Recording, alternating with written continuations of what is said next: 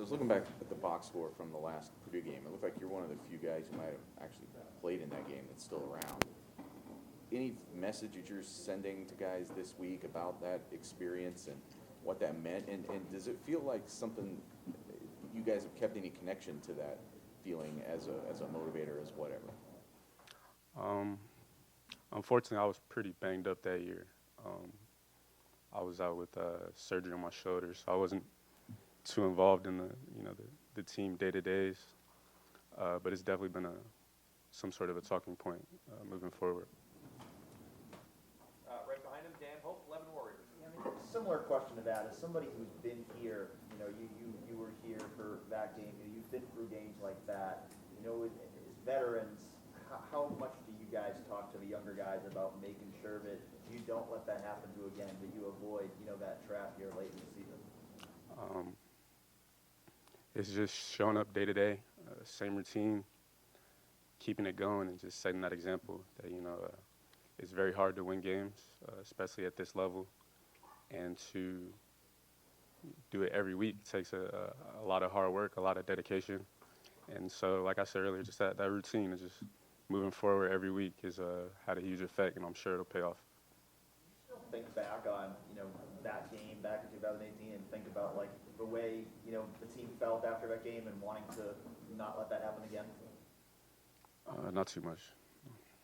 Right behind him, Colin Gate, Rivals. Seems like a lot of opposing offenses are, kind of straying away from attacking you guys on the outside, focusing on that middle of the field. Is that something that, you take, pride in, that people are going your way, or what? How does that make you feel in terms of, getting so much attention in the passing game in the middle of the field? I think a lot of times, footballs are pretty, at the end of the day, not too complicated of a game. And, as you watch tape and you see how maybe other teams attack us, I don't know if maybe they try to emulate that. I don't know if, maybe it's just a coincidence. But, we just try to prepare for everything. And I think it is paying off. Is that something, especially with, the two big kind of games that Samari Toure had against you guys at Nebraska?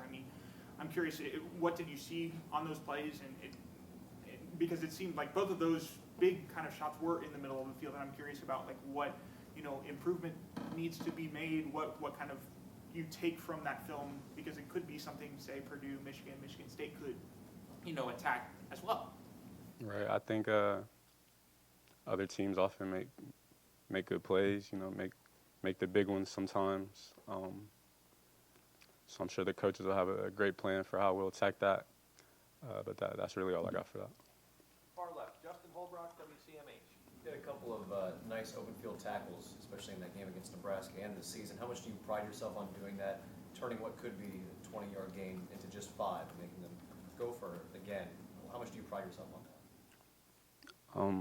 It's something we say around here that, at the end of the day, football's, blocking and tackling and of course, running, and you throw passing there, but tackling is the most, simple aspect of this game. And so that's something that we try to, really harp on in practice and film, just in our day-to-day and how we approach ourselves in this program.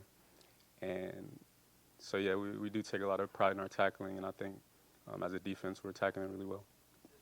Game. How much have you gotten to see David Bell? What he's done this season already has over 1,000 yards, a couple of games with 200 yards. What does he do well, if you've been able to watch it that much? Awesome player.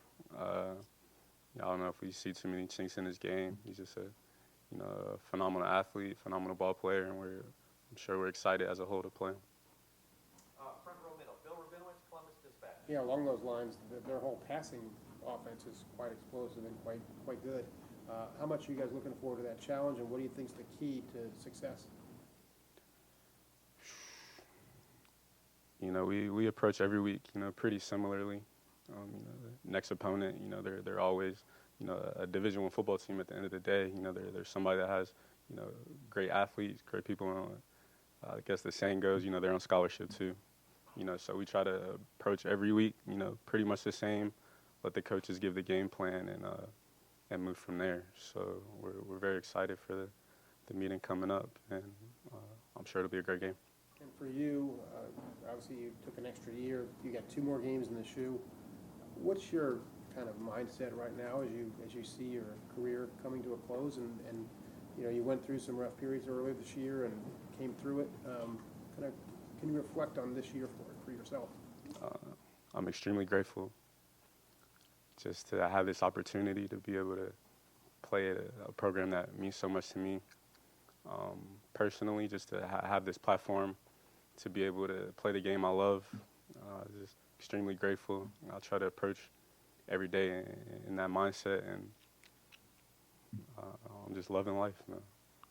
So over here to the right, Tim May, Letterman Row. Marcus, can you put into words the difference in the confidence that you guys feel defensively right now compared to 6, 7, 8 weeks ago? I mean, how does it show itself, I guess?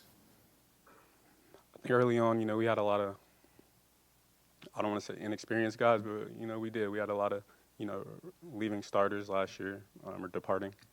And so just finding that routine, like I said earlier, getting comfortable with preparation every week, day to day, it's showing itself on the field, and it puts a sense of confidence in you to go out there and show it on Saturdays.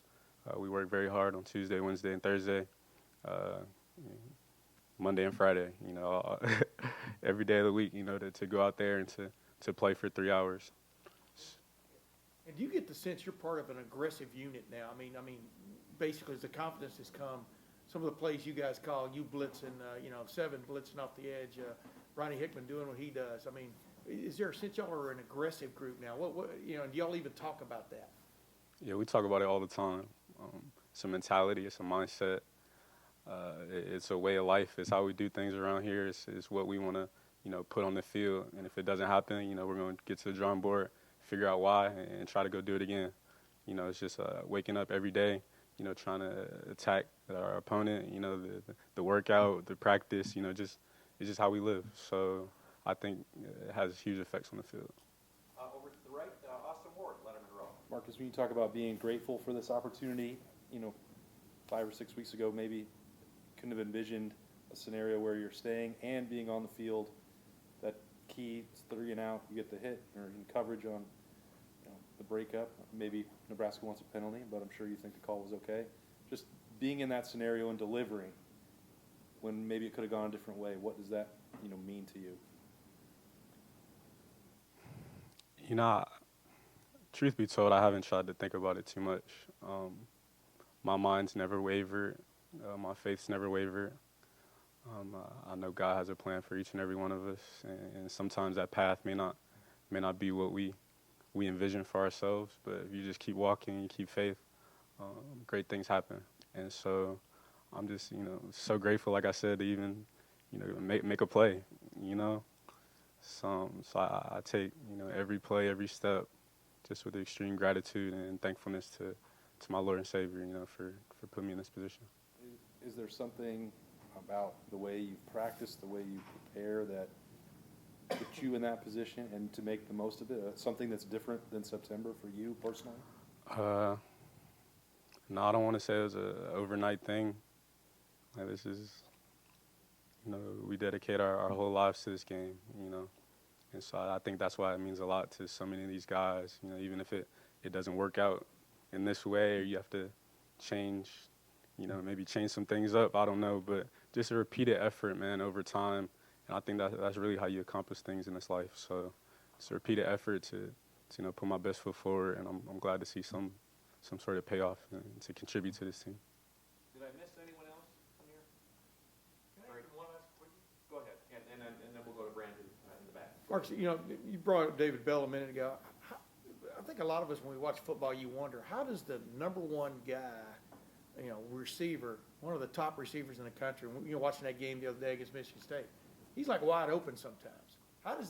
Explain to people how that happens sometimes and how you guard against that maybe going into a game like this, not to let him just take over, you know? Some people are just amazing players. And when you have a talent like that, you know, sometimes things happen. I'm sure we'll have a great game plan, you know, for him. But he's very fun to watch on film. And, you know, we have great respect for him. And Brendan Gulick, Sports Illustrated, now on Buckeyes Now or something like that. I don't know how I follow that. That was awesome.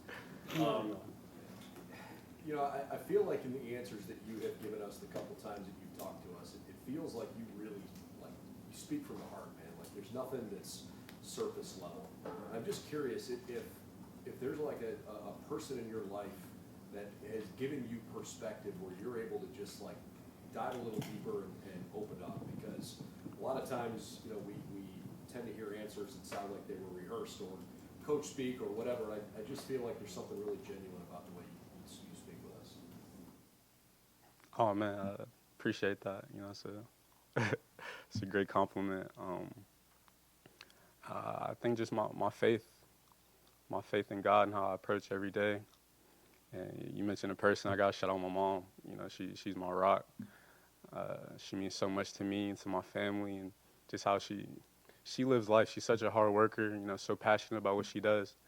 And, you know, just to try to, you know, follow in her footsteps, you know, try to put smiles on people's faces, try to be yourself. It's so rewarding, you know, to just give and to, you know, just pour into others. And so just learning that from her, I'd say it would be a big contributor to just, you know, how I try to carry myself. What's her name, Mark? Tamar Williamson.